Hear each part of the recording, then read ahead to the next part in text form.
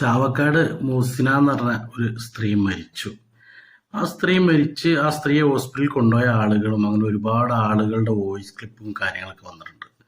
കാരണം അത്രയും തന്നെ എവിടെയാണ് ഇസ്ലാമിൽ ആധുനിക ചികിത്സ വേണ്ട എന്ന് പറയുന്നതെന്ന് എനിക്ക് മനസ്സിലാവണില്ല. കാരണം ആത്മീയ ചികിത്സ മാത്രം മതി എന്നുള്ളത് ഇസ്ലാമിൽ എവിടെയാണ് പറഞ്ഞതെന്ന് ഒരിക്കലും പിടുത്തം കിട്ടുന്നില്ല.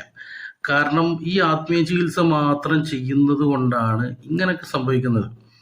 കാരണം ഇവർ അന്ധമായിട്ടുള്ള വിശ്വാസം നേരിട്ട് ആരോ ഇറങ്ങി വന്നിട്ട് ഇവരെ രക്ഷിക്കുമെന്നുള്ള ഒരു വിശ്വാസമാണ്. നമ്മൾ പടച്ചോനെ ഏൽപ്പിച്ച ആളുകൾ, അത് എന്താ പറയുക, ഔലിയാക്കന്മാർ മാത്രമല്ല, ഡോക്ടർമാരായിക്കോട്ടെ, ചികിത്സാ രീതികളൊക്കെ ഒക്കെ പടച്ചോൻ്റെ കഴിവ് തന്നെയാണ്.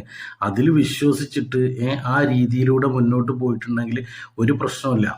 ഇത് ആത്മീയ ചികിത്സയിലും കൂടി മാത്രമേ രക്ഷപ്പെടൂ എന്ന് പറഞ്ഞിട്ട് ഓരോ പൊട്ടത്തരങ്ങൾ കാട്ടിക്കൂട്ടുമ്പോൾ ഇതുപോലെ ഇതിൻ്റെ മുന്നേ ഒരു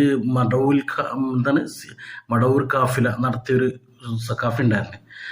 ആ സക്കാഫി ഇതുപോലെയാണ്.